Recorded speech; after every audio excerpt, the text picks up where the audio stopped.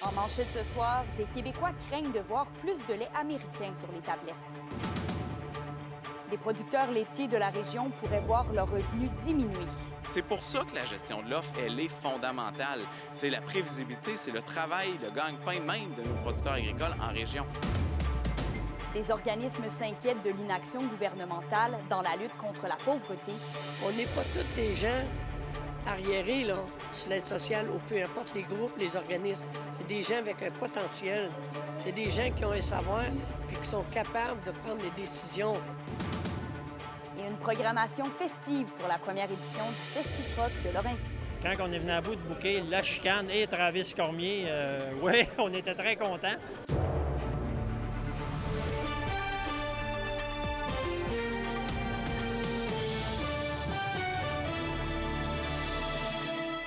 Bon jeudi à tous, bienvenue au TVA 18h. On commence le bulletin en agriculture. Une vaste majorité de Québécois s'inquiètent que des produits laitiers américains remplacent les produits canadiens, d'après un récent sondage léger. Et la situation pourrait avoir des conséquences dans la région, comme nous le rapporte Olivier Morin. 80 des Québécois sont inquiets de voir plus de lait américain sur les tablettes. On voit 94 là, de la population qui est vraiment conscientisée par la sécurité alimentaire, par l'autonomie alimentaire. Fait que c'est clair que c'est très plaisant. Cette crainte de la population est liée à l'incertitude qui plane sur la gestion de l'offre canadienne, outil qui aide à limiter l'importation de produits agricoles de d'autres pays. Pour le député fédéral d'Abitibi-Témiscamingue, Sébastien Lemire, les concessions faites sur la gestion de l'offre ont des impacts négatifs au niveau des revenus des producteurs. On a enlevé 3-4 du quota total là, du Québec qui appartient à nos producteurs agricoles pour laisser rentrer des produits qui viennent d'ailleurs. Donc ça s'est fait avec l'entente avec les États-Unis, Canada, Mexique. Donc ça, il y a un 3-4 qui s'est fait là. Même chose avec l'Europe, même chose avec le Pacifique. Donc ça a eu comme impact d'environ 10 des revenus de nos producteurs agricoles et de la capacité totale de production qui ont été coupés. La Fédération des producteurs laitiers croit que chaque ferme vit les conséquences de laisser entrer du lait de l'extérieur du pays. C'est clair que si vous parlez à un producteur de chez vous, il aurait aimé mieux là, avoir ce revenu-là additionnel pour pallier là, à leur investissement au niveau du bien-être animal puis de l'agro-environnement, là, par exemple. Et la situation actuelle fragilise encore plus la question de la gestion de l'offre. Depuis l'arrivée de Donald Trump, qui lui a des intérêts parce qu'il y a plus de surplus qui se fait aux États-Unis que de production totale au Canada. Donc, ils veulent inonder notre marché. Le Bloc québécois a d'ailleurs déposé jeudi matin son projet de loi pour assurer la protection complète de la gestion de l'offre. C'est pour ça que c'est fondamental de régler rapidement cet enjeu-là pour permettre aux producteurs de passer à autre chose puis de leur amener cette sécurité d'emploi-là. D'ici là, les producteurs du lait diffusent une campagne publicitaire pour sensibiliser le plus de gens à l'importance d'acheter du lait canadien et qui rappelle les bénéfices des fermes laitières sur l'économie des municipalités. Olivier Morin, RNC Nouvelles, Rouyn-Noranda. Vos réponses à la question du jour TVA, une présentation de la clinique infirmière Nord-Ouest partout dans la région. Notre équipe peut vous recevoir pour un bilan de santé, une infection, le suivi de maladies chroniques et bien plus. Contactez-nous pour plus d'informations ou visitez notre site web. Et à la question du jour, on vous demandait « Craignez-vous de voir davantage de lait américain sur les tablettes? » Vous avez répondu non à 63 %.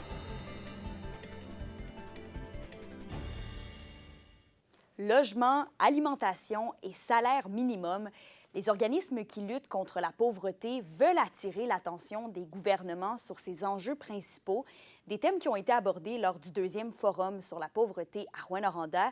William Maillet est allé à la rencontre des organismes. Jeter au vidange les préjugés liés aux personnes en situation de pauvreté, c'est l'un des objectifs clairs du 2e Forum régional sur la pauvreté. On n'est pas tous des gens arriérés, là, sur l'aide sociale ou peu importe les groupes, les organismes. C'est des gens avec un potentiel. C'est des gens qui ont un savoir puis qui sont capables de prendre des décisions. Il va falloir qu'on trouve un moyen de faire en sorte que ça devienne un élément dans l'opinion publique, que les gens disent oui, ça c'est un dossier sur lequel on veut que le gouvernement pose des gestes. À l'approche des élections municipales et surtout provinciales, les organismes veulent mettre l'emphase sur les problématiques majeures comme l'alimentation, le salaire minimum et particulièrement le coût du logement. Il y a quelqu'un qui a répondu aux questions. Il dit actuellement, tu payes ton loyer, puis là, tu as un endroit pour mourir de faim. La table d'action contre la pauvreté de l'Abitibi-Témiscamingue estime que 10 % de la population régionale vit en situation de pauvreté. Ce deuxième forum se veut ainsi une manière d'amener à l'avant-scène le sujet avec des acteurs qui œuvrent à la grandeur de la province. On en profite aussi quand on vient en région pour inciter les gens à s'organiser dans leur propre région pour mener des actions pendant la prochaine campagne électorale, pour intervenir auprès des élus, auprès des médias, auprès de la population en général pour changer le discours. Les participants espèrent que la mobilisation attirera l'attention des élus, mais craignent que l'aide nécessaire n'arrive pas de sitôt. Jusqu'à quel point, tu sais, c'est tellement long. Quand tu as faim, il faut que tu manges tout de suite. Faut pas t'attendre des semaines et des mois. Mais le gouvernement nous font souffrir. L'événement de jeudi est le début d'un mouvement pour interpeller les gouvernements aux enjeux de pauvreté. Le point culminant sera l'occupation d'un terrain près du Parlement à Québec en mai de l'année prochaine. William Maillet, RNC Nouvelles, Rouyn-Noranda. La Sûreté du Québec demande l'aide du public pour retrouver Joël Giroir, 56 ans, d'Amos. Il a été vu pour la dernière fois le 17 mai dans le secteur de la 4e avenue Est. L'individu mesure 5 pieds 7 pouces, pèse 150 livres. Il a les cheveux bruns grisonnants et les yeux bruns. Il pourrait se trouver en VTT dans des sentiers de véhicules tout-terrain dans les secteurs forestiers de la MRC d'Abitibi. Le VTT est de marque Polaris, modèle W425, daté de 1996, bleu. Donc, toute personne qui croit apercevoir l'homme doit contacter immédiatement le 911. Et en politique maintenant, les préfets régionaux ont pu déposer en main propre à l'Assemblée nationale leur étude portant sur la contribution économique à la prospérité du Québec au ministre Jean Boulet.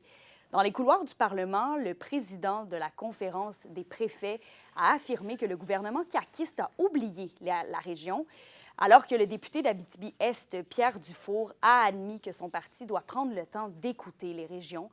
Il y a 2 semaines, cette étude mettait en lumière que l'Abitibi-Témiscamingue génère 1,7 milliard de dollars en revenus fiscaux au gouvernement, mais en contrepartie, la région n'en reçoit qu'entre 600 et 800 millions par année.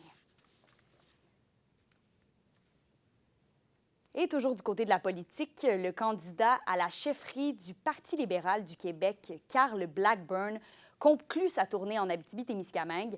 Dans le cadre de la course à la chefferie qui se poursuit jusqu'au 14 juin, il a fait plusieurs arrêts, notamment à Amos et à Malartic. La main-d'œuvre et les investissements dans la région sont les principaux enjeux qui ont été soulevés. Beaucoup d'enjeux reliés à le sentiment de ne pas recevoir ce qu'on envoie à Québec et à Montréal. Alors, beaucoup d'enjeux reliés avec la capacité pour les gens de la région de décider pour eux-mêmes. Lorsque moi, je parle de décentralisation, ce discours est accrocheur pour l'Abitibi, mais est également accrocheur pour toutes les régions du Québec. Et c'est vraiment moi ce que j'apporte dans la course à la chefferie du Parti libéral du Québec. Vous avez parlé un petit peu plus tôt de retour sur investissement. Comment allez-vous vous assurer, si vous devenez chef du PLQ, que l'Abitibi ait un retour sur investissement avec son économie?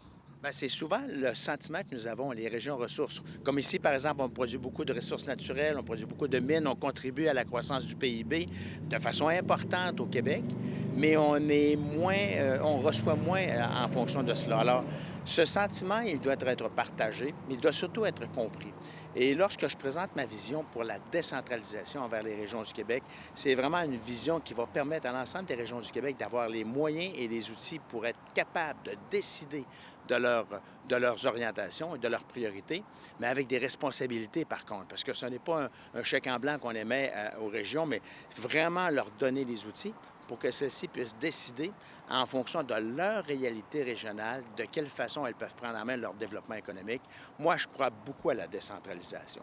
Moi, je crois beaucoup au fait que les régions du Québec sont les meilleures pour décider de leurs orientations. Et pour moi, du mur à mur, c'est la fin. On doit avoir du sur-mesure, vraiment basé sur les particularités de chacune des régions.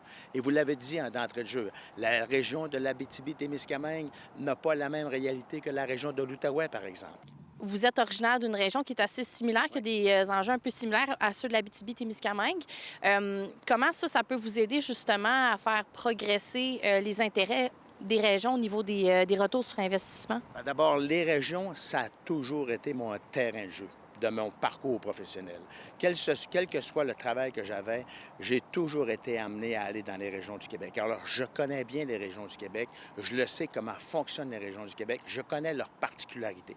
Ceci étant dit, dans la course à la chefferie du Parti libéral du Québec, parce qu'on parle du Parti libéral du Québec, si on veut que le Parti libéral du Québec redevienne un gouvernement, il doit d'une part se réapproprier l'étiquette économique forte. Le Parti libéral du Québec a toujours été un parti avec une vision économique forte. Malheureusement, nous avons perdu cette étiquette. Je suis le candidat qui peut ramener l'étiquette économique forte pour le parti. Deuxièmement, si on veut former un gouvernement, on doit reconnecter avec les régions du Québec. On doit reconnecter avec les francophones dans les régions du Québec. Et des premiers insecticides biologiques ont été pulvérisés hier par avion. La SOPFIM a débuté par le secteur de Val-d'Or, où des forêts publiques et privées sont infestées par la tordeuse des bourgeons de l'épinette. Un seul insecticide biologique, le BTK, a été utilisé. Et d'après de nombreuses études scientifiques, il est sécuritaire tant pour la santé humaine qu'animale que pour l'environnement. Il est aussi reconnu par Santé Canada. Et dans la région, près de 90 000 hectares de forêt est infestés par la tordeuse des bourgeons de l'épinette. Donc, d'autres pulvérisations sont à prévoir dans les prochains jours. Et ensuite, un nouvel événement familial voit le jour au Témiscamingue. Le Festi-Troc de Lorrainville annonçait hier la programmation de sa toute première édition. Alexandre Cabana était sur place. La chicane, Travis Cormier, hommage à Guns N' Roses, le mois d'août s'annonce chaud à Lorrainville. Pour la première édition du tout nouveau Festi-Troc du Témiscamingue, le comité a mis le paquet. Quand on a lancé le comité, on a dit c'est la première édition, il faut faire un punch. Puis là, le temps avance, l'organisation. Quand on est venu à bout de booker La Chicane et Travis Cormier, oui, on était très contents. C'est des gros noms qui devraient attirer du monde au festival. Vraiment, ça va être une ampleur que Lorrainville n'a pas eu. Tu sais, le carnaval, c'est quand même un festival plus local. Mais là, ça va être vraiment régional. Puis peut-être, tu sais, on ne sait pas. Sky is the limit, parce que ces gars-là, ils ont des idées, je vais te dire. Les spectateurs retrouveront les traditionnels show and shine, parcours d'habileté et même une nouveauté cette année, une démonstration de danse de tracteur. Beaucoup d'activités, mais pas de course pour l'édition de cette année. On voulait organiser le festival pour que tout le monde y trouve son compte, des plus jeunes aux plus âgés. Fait que la première édition, ce qu'on propose, c'est pour une première levée de fonds, ramasser de l'argent pour se lancer l'année prochaine pour tenir des courses. On veut tenir des courses en 2026. Mais avant ça, il fallait démarrer. On a une belle présentation, on attire plein de gens avec différentes activités qui, on espère, vont créer l'engouement pour le Festi-Troc de Lorrainville à toutes les troisièmes fins de semaine d'août à venir là, pour les prochaines années. L'éléphant dans la pièce est bien entendu le feu rodéo du camion de Notre-Dame-du-Nord. C'est non sans fracas que l'automne dernier, Lorrainville avait surpris pas mal tout le monde en levant la main pour accueillir un tout nouveau festival de camions au Témiscamingue. On ne pouvait pas se mêler. Il y avait un festival à terminer, un tirage à terminer. Les deux organisations ne pouvaient pas se mêler ensemble. Ils terminent leurs affaires, puis nous, on lance la nôtre. L'édition de cette année va faire en sorte que les gens vont oublier qu'ils peuvent avoir des problèmes, parce qu'on n'aura pas de problème. J'en suis certain. Et le Festi-Troc voit grand. Le projet d'une nouvelle piste de course à Lorrainville est dans les plans pour l'an prochain. Il va y avoir des courses dans 2-3 ans. Oui, il y a encore certains citoyens qui parlent de l'environnement puis qui ça va faire du bruit puis ça. C'est 2 jours. Il en reste 363. Tu sais, à un moment donné, puis des camions, là, il en passe à la journée longue dans Lorrainville. Là. Alexandre Cabana, RNC Nouvelles, Lorrainville. L'indice boursier minier au TVA Nouvelles 18h est une présentation de GFM Groupe Financier. Dirigeants d'entreprises et particuliers, fiez-vous aux experts de GFM pour vos placements, assurances de personnes et assurances collectives. Car pour vous, ils vont au-delà de la finance. Le Boréal Show est de retour pour une 2e édition ce samedi à La Sarre. Restez à l'écoute pour savoir qui fera partie du spectacle.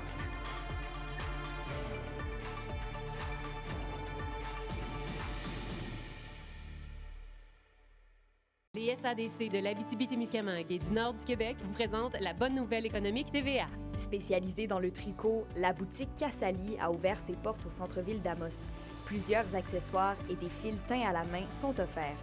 N'ayant plus de commerce dans ce domaine en ville, la propriétaire Christelle Henry souhaite offrir aux citoyens passionnés la possibilité d'acheter local. Prochainement, des cours et des cafés tricots seront proposés à la clientèle. Les SADC, partenaires de l'économie de la région.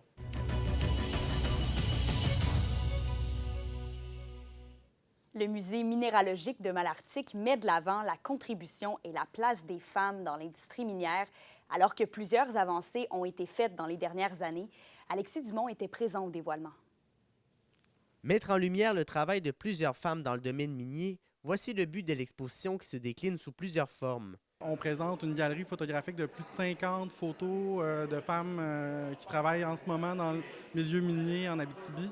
Il y a également une projection vidéo en fait, avec des témoignages de 3 femmes de la région de Val-d'Or qui parlent de leur réalité. Et on a aussi un parcours un peu sous le mode de questionnaire vrai ou faux pour tester un peu nos connaissances sur l'histoire de la place des femmes dans le secteur minier au Québec. Une attention symbolique pour celles mises en valeur. C'est une cause qui, peu importe ce qu'ils font, ça me touche toujours à cœur, mais là particulièrement pour œuvrer au quotidien avec passion dans mon travail, évidemment, c'est sûr que ça me touche particulièrement d'être là ce soir. En fait, c'est vraiment de tendre vers plus d'inclusion, ce qu'on recherche. Fait que c'est super intéressant d'accueillir l'industrie, autant les minières que les fournisseurs et l'ensemble des personnes qui gravitent autour des mines. Bien, je pense que c'est important parce que le domaine minier, c'est un des domaines où les femmes sont le plus en minorité.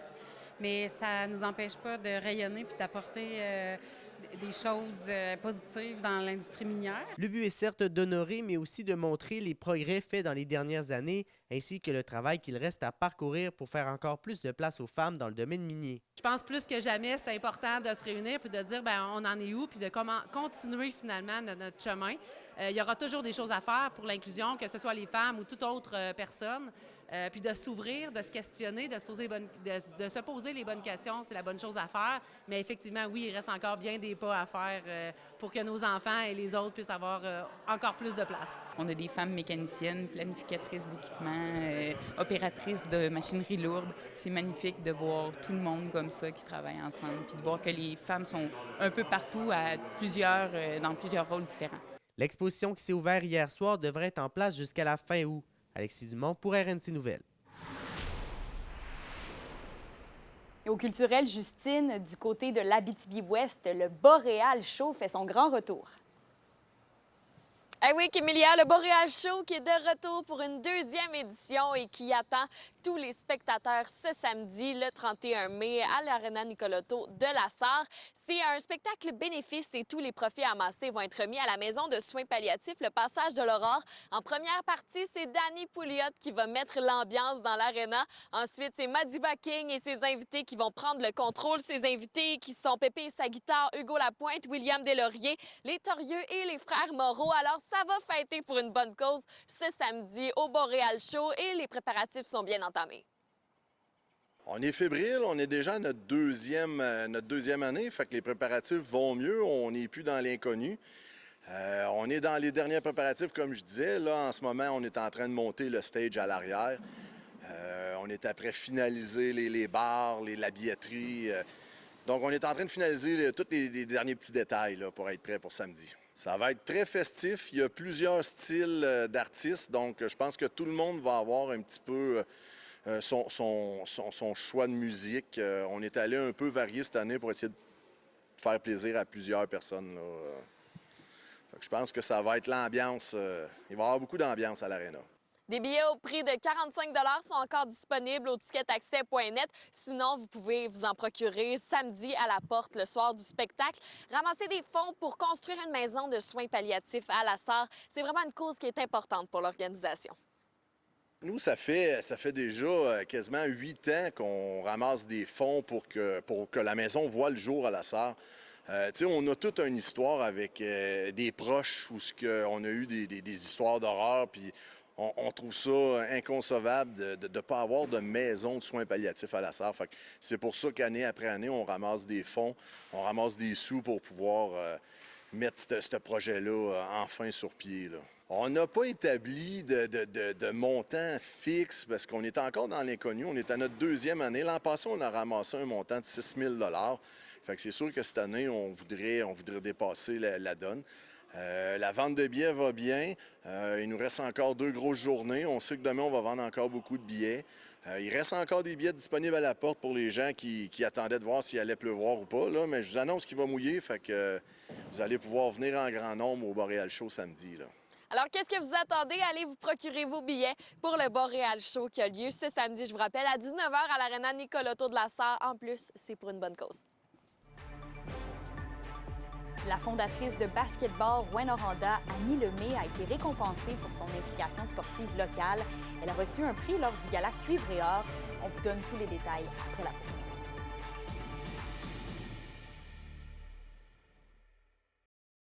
Les sports vous sont présentés par Thibaut Géant, votre concessionnaire de confiance à Rouyn-Noranda, là où qualité et choix se rencontrent. La fondatrice de basketball Rouyn-Noranda, Annie Lemay, reçoit le prix Richard Dallaire. Cette distinction souligne sa passion et son engagement dans le développement de ce sport à Rouyn-Noranda. Chaque été, Annie Lemay organise un camp d'entraînement. En plus d'offrir des sessions aux élèves du primaire et du secondaire pendant toute l'année, elle a aussi contribué à la création de nombreuses équipes scolaires. Pour une nouvelle importante à nous communiquer, contactez-nous, nouvelles au pluriel, @rncmedia.ca, par téléphone au 1-866-463-4636 et notre site web tvaabitibi.ca.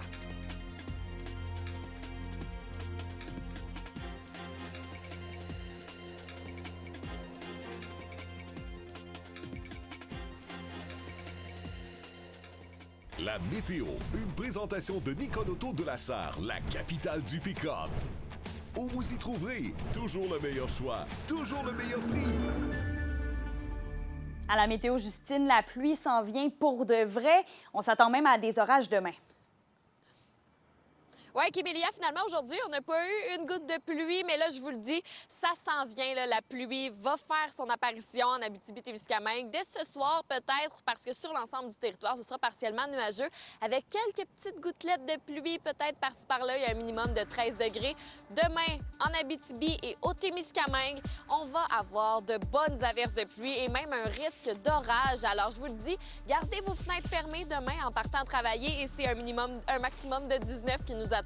Et en aperçu pour samedi, ce sera nuageux sur l'ensemble du territoire avec un maximum de 10 en Abitibi et de 13 au Témiscamingue. Alors, si vous avez prévu vous faire du barbecue en fin de semaine, eh bien, abandonnez vos plans, faites-le ce soir, là, pendant qu'on est au sec. Vous allez pouvoir plus en profiter. Oui, clairement. Merci, Justine.